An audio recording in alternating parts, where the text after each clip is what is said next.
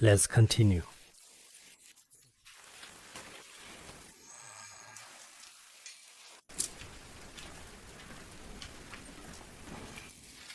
The 37 practices of a bodhisattva discusses relying on spiritual friends.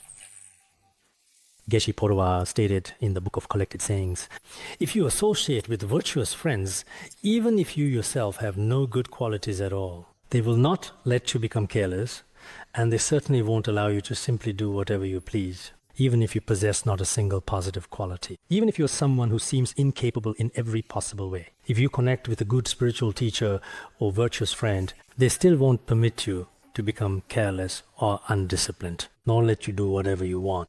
So for those who have newly joined us, or for certain individuals in our community, it's essential that everyone supports one another on this path, whether through financial support, material resources, or through sharing wisdom and understanding. Because when some people first arrive, it's genuinely true that they understand very little and may have many faults. Of course, in our community here, compared to the outside world, conditions are somewhat better. Indeed, in the mundane world, as people often say, almost everything is probably driven by extreme selfishness. There are many things like this. But here, we are studying Mahayana Buddhism. And within this monastic community, those who seek fame, profit, and selfish gain basically do not exist among us. Even if such people are here, they do not succeed in their aims. Some people might frequently complain, oh, things are really bad here, this place is terrible. But actually, those who say such things are revealing more about themselves than about this place. In such cases, it's best not to remain here. There's no need to complain. I feel the same way. If I truly believe that most aspects here were negative, and only a few things were positive, no one is forcing you to stay here. You are free to leave at any time. When we constantly complain about our circumstances, this represents one of the gravest mistakes we can make on the spiritual path. It clearly indicates that our minds are not pure and our perception is clouded by negativity, even if there are some minor issues. On the surface, this is a community of ordinary beings. That's possible. Our leaders aren't good, our colleagues aren't good. Such complaints exist in every society. I've mentioned this several times. When I visited Africa, I purposely tried to understand what people were discussing usually, but they too were constantly complaining. Ordinary people complain about their leaders, and leaders complain about those above them. So it's the same everywhere. Ordinary people are always like this. However, truly, some people are in genuinely difficult circumstances. Some lack housing, others lack basic necessities. We should strive to help them with compassion and kindness whenever possible. In this way, after some time has passed, they'll be able to manage on their own. When each of us first arrived here, it was indeed like this at the beginning for all of us. Some people have rather shallow karmic merit, often sick or often short of money or with difficult personalities. There's a saying, those who deserve pity often have qualities worthy of blame. So there are many such situations. At times like these, we do our utmost to offer assistance. If we genuinely cannot help, then we simply do what needs to be done according to the circumstances. Moreover, upholding the precepts and practicing virtuous actions, these are also responsibilities that virtuous spiritual teachers undertake for your benefit. Having a genuine teacher. In Tibet, we often say, oh, our child wishes to become a monastic, but we don't know if we can find a truly good teacher for them.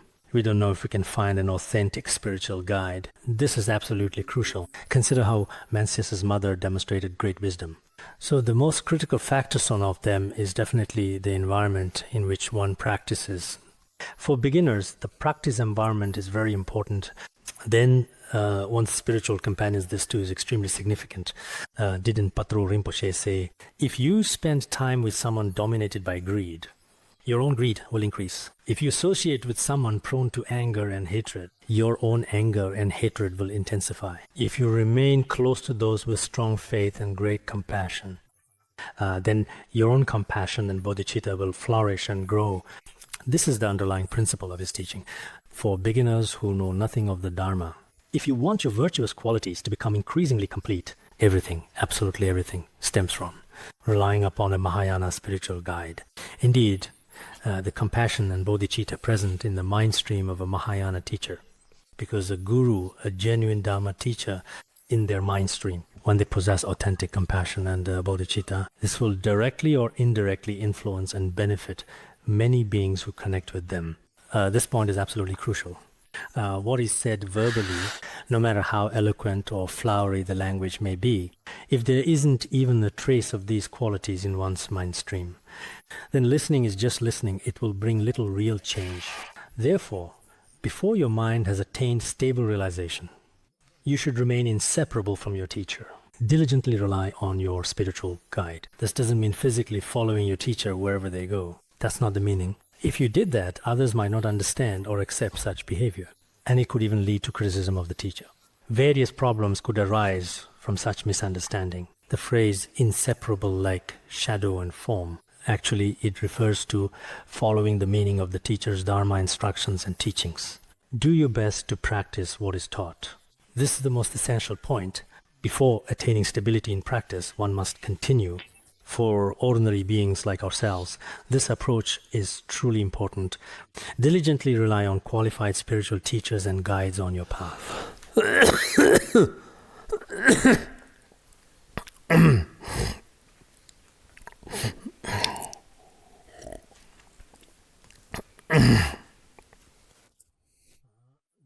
If you lack genuine respect for your teacher, even if you rely on the Buddha himself, it will bring no benefit whatsoever. Just like Bhikshu Sunakshatra and Devadatta, they both had extraordinary opportunities.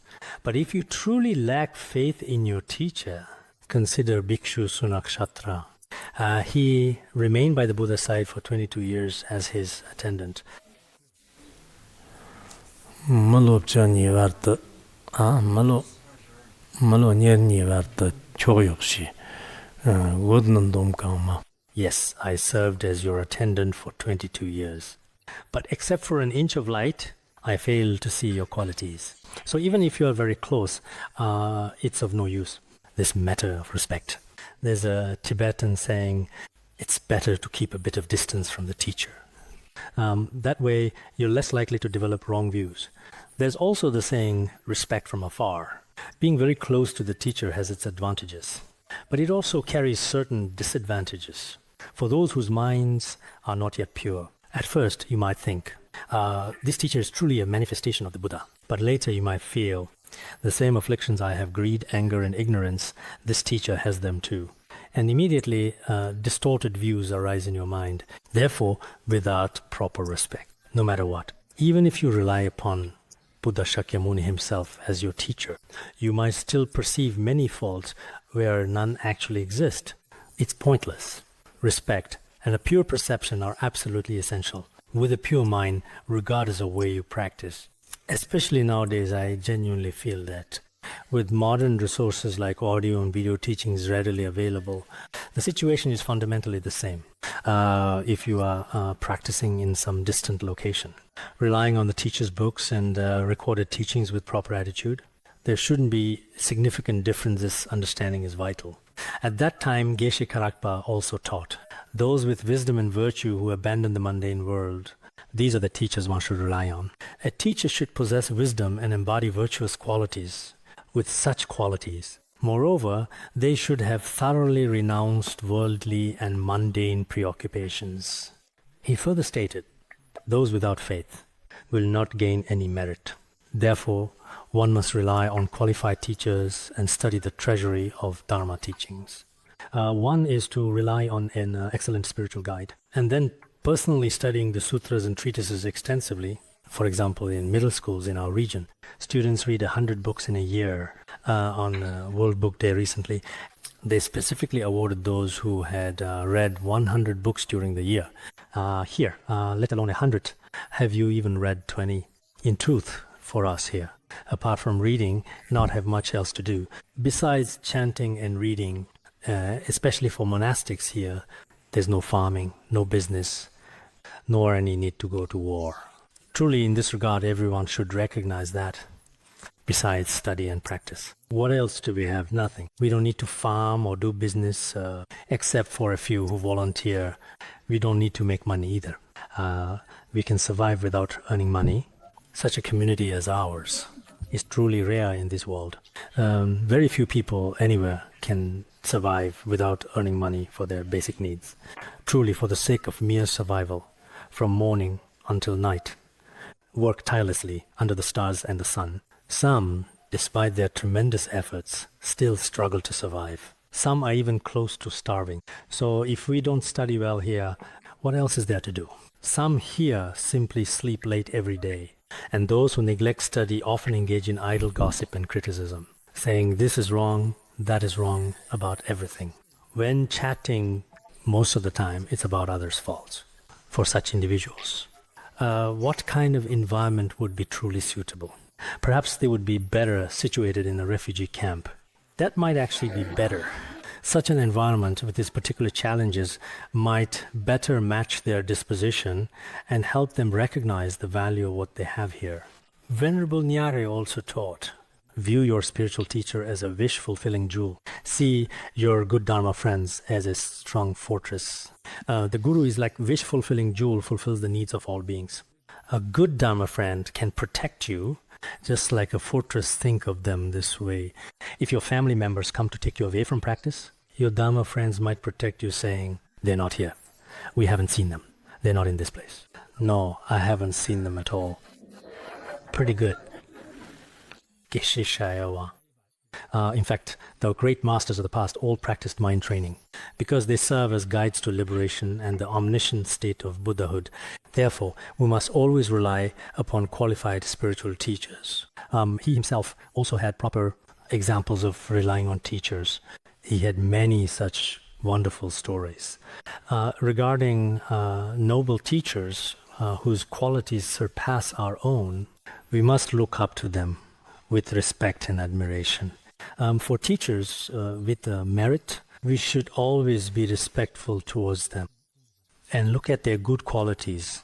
When seeing your teacher, Dharma master or Dharma friends, everyone has both merits and faults.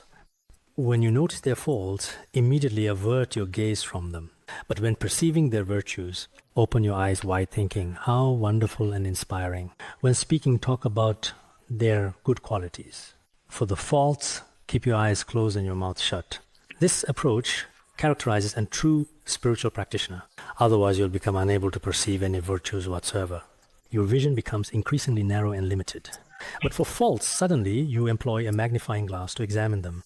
Truly, among Vajra brothers and sisters in the Sangha, you can live perfectly well while speaking less about others' shortcomings. Otherwise, if this becomes habitual eventually, especially for some practitioners, when drinking tea together or engaging in casual conversation with like-minded people who neglect serious study, the conversation inevitably devolves into endless gossip and pointless disputes about others.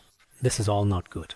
Currently, our institute maintains a rigorous focus on study and contemplation. Indeed, the vast majority of practitioners, including all our Tibetan lamas and nuns here, wake very early each morning for practice. Of course, a few sleep in soundly, but over 90% of our community, due to exams and other reasons, are applying themselves with extraordinary diligence and determination, showing remarkable focus and dedication in their studies. There are so many today, there's no need to explain each one. When studying the life stories of these holy beings, we should approach them with deep reverence and respect. Mifam Rinpoche and Longchenpa, as well as in the collection of noble deeds. Many biographies of great masters have been preserved for our benefit and inspiration. When we study these sacred biographies, they naturally inspire deep faith and confidence in the path. Venerable Te also personally stated, regarding the lineage masters of the Kadampa tradition, I feel profound admiration and respect for their accomplishments. Some of the Kadampa masters and also Chan masters. Recently, as we've been studying the Shurangama Sutra, reading the biographies of these great masters connected to these teachings when teaching any Dharma topic, we strive to include relevant commentaries and life stories of the masters. In doing so, we realize, wow, so many great beings have propagated the Shurangama Sutra. I too should aspire to become like Master Ui in my dedication to these teachings. You must generate this aspiration yourself, do you understand? This approach will lead to much better results in your practice. And also Bodhisattva Asanga himself, Togmi Sangpo himself, relying on spiritual teachers increases all virtues. This is what he taught. To realize the unborn nature of phenomena, one must rely on spiritual teachers. He revealed to us the authentic Dharma free from conceptual elaboration. Great masters should be honored as precious as one's own head. We should place them at the crown of our heads with the utmost respect and reverence.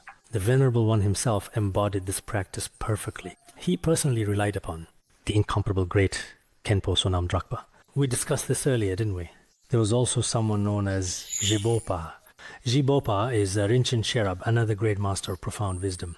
He had 2 incomparable teachers who guided him, and more than 40 other spiritual teachers. Okay, let's stop here. I actually wanted to say a bit more, but it's okay.